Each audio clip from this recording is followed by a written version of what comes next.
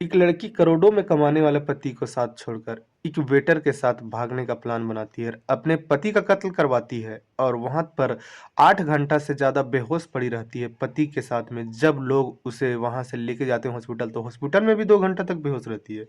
जब उसे पता चलता है कि पति का कत्ल हो चुका है, तो फिर से बेहोश हो जाती है। अरे सारा कुछ नाटक था। और लड़की दिखाती है अपने आप को कि हम और हमारा पति घूमने के लिए गए हुए थे और वहीं हमारा गहना चोरी किया गया, उसी दरमियान हमारा पति का कत्ल किया गया। लेकिन जब पुलिस देखती है कि लड़की के जिस्म पे एक जरा सा भी खरोच या खसोटने का निशान नहीं है, तो पुलिस भी चौंक जाती है कि इस तरह कैसे हो सकता है, एक चोर चोरी करने आएगा और लड़की के शरीर से इस तरह से आसानी से कैसे गहना उतार के ले जा सकता है। पुलिस अंदाजे में शक की सुई अपना जो है वो लड़की की तरफ घुमाती है और उससे अंदाजे में पूछताछ करती है, तो लड़की टूट जाती है। और जो कहानी सुनाती है, वह कहानी सुनने के बाद परिवार वालों को यकीन ही नहीं हो रहा था कि मेरी बहू इस तरह से कर सकती है। लेकिन जब सच्चाई सामने आता है, तो फिर परिवार क्या, हर लोग को यह पता लगता है कि यही लड़की कातिल है और यही लड़की के वजह से उसका बेटा मारा गया। कहानी का पूरा सुनने के लिए वीडियो को हाँ तो नमस्कार, आप देख रहे हैं क्राइम सीन और मैं आपके साथ रंजीत साहू। यह कहानी राजस्थान की है। राजस्थान के श्रीनगर में एक व्यक्ति रहा करता था जिसका नाम होता है रामरख। रामरख एक बड़ा कारोबारी और करोड़ों में इसका इनकम हुआ करता, लेकिन इसका संतान एक भी नहीं होता है।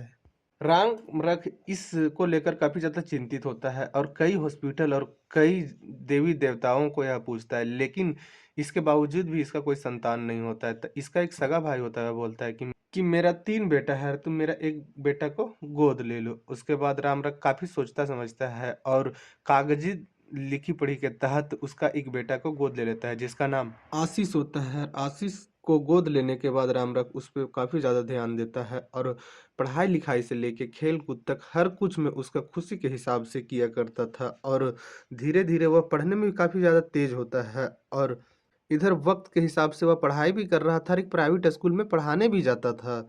और इसी बीच में उसका उम्र हो जाता है 27 वर्ष के और घर वालों की चिंता होने लगता है कि अब आशीष के लिए कहीं रिश्ता देखा जाए और आशीष का शादी करा दिया जाए। तो कहीं कहीं लोग रिश्ता देखना भी चालू करते हैं, लेकिन कहीं लड़की पसंद ना आवे तो कहीं लड़की के नेचर स्वभाव ना पसंद आवे। इस तरह का सिलसिला 1 साल से चल रहा था। तो जो राम रख का बीवी थी, वह बोलती है क्यों ना अपना मायके साइड में शादी करवाया जाए, क्या है कि उधर से ही काफी लड़कियां इधर आ रही है।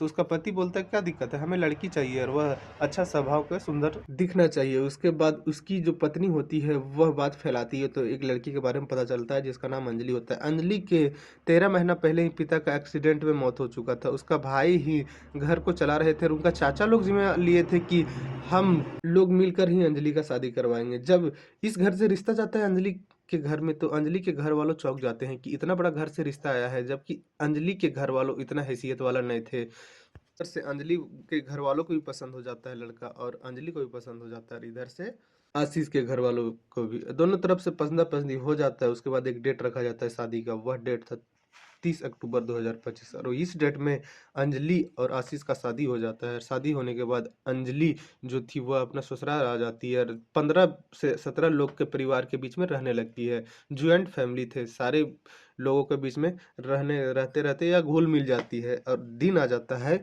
30 जनवरी 2026।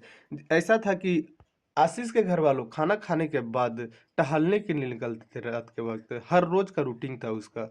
और 30 जनवरी 2026 का दिन था और इसी तरह से लोग टहलने के लिए निकले थे। तो आशीष की पत्नी जो अंजलि थी, वह अपने पति से बोलती है कि क्यों ना हम लोग थोड़ा आज अलग घूमें।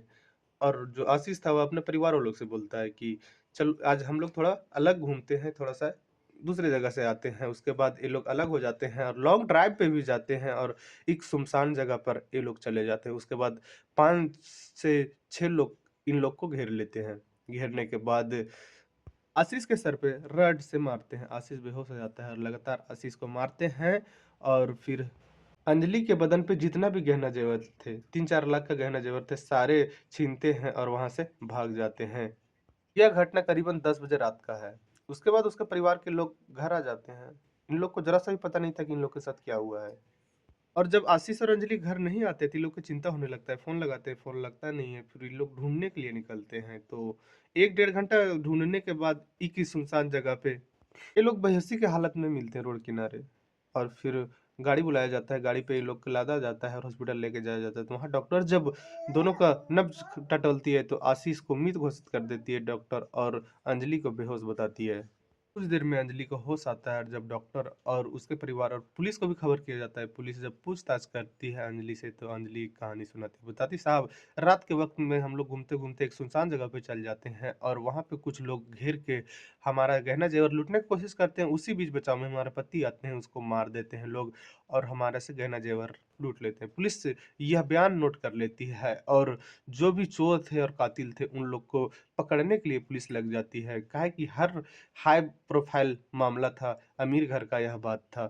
पुलिस जितना भी उस इलाके का चोर उचक्का और कातिल थे, सबके पूछताछ करती है, सबके पास जाती है। सारे लोग यही बोलते हैं, नहीं साहब ये मेरा काम नहीं है, साहब मेरा हाथ नहीं है। पुलिस भी चौंक जाती है कि जब लोकल लोग ये नहीं किया तो फिर कौन कर सकता है। पुलिस कैमरा वगैरह भी खंगालती है लेकिन कहीं भी कैमरा में कोई संदिग्ध नज़र नहीं आता है। फिर पुलिस देखती है लड़की को कि लड़की को अगर गहना छीना गया है, लड़की से गहना निकाला गया है तो उसके शरीर पे जरा सा भी खरोच नहीं है।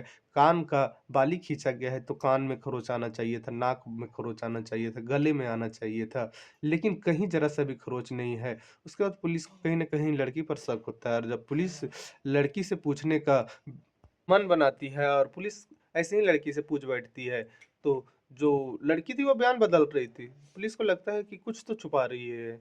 उसके बाद लड़की को पुलिस सख्ती से पूछती है तो लड़की एक कहानी सुनाती है, वो भी खौफनाक कहानी। लड़की बताती है कि हाँ साहब, हमारे ही लोग इसको मारे हैं। पुलिस पूछती है कि वह कौन व्यक्ति था? लड़की बताती है कि वह संजू था, मेरा मेरा बॉयफ्रेंड।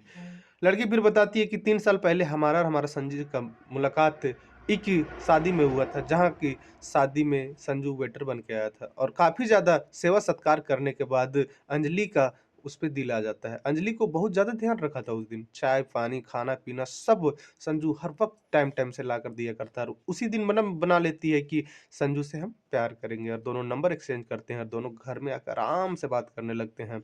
उसके बाद क्या था कि संजू का घर थोड़ा दूरी था और अंजलि का घर दूरी। अब अंजलि बोलती है कि हमें पढ़ने के लिए शहर जाना है और उसी का घर के बगल में ही रहने लगती है अंजलि जाकर और वहाँ मिलने-जुलने से कोई रोक-टोक नहीं था। जब मन करता तब संजू आया करता और संजू और अंजलि दोनों एक पति-पत्नी के जैसा जीवन यापन कर रहे थे।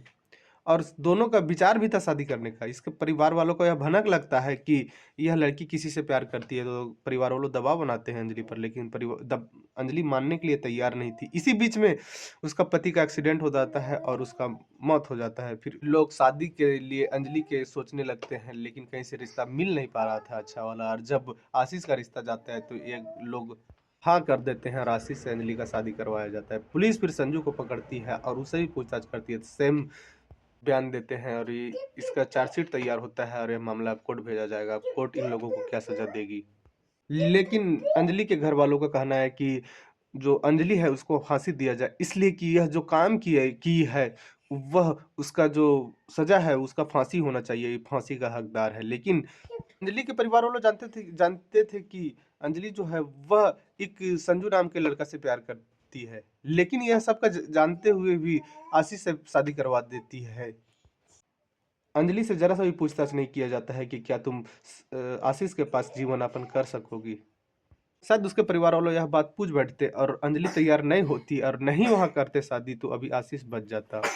अब अंजलि और उसके साथी के साथ क्या होता है इस कहानी में, इतना ही। जय हिंद, जय भारत।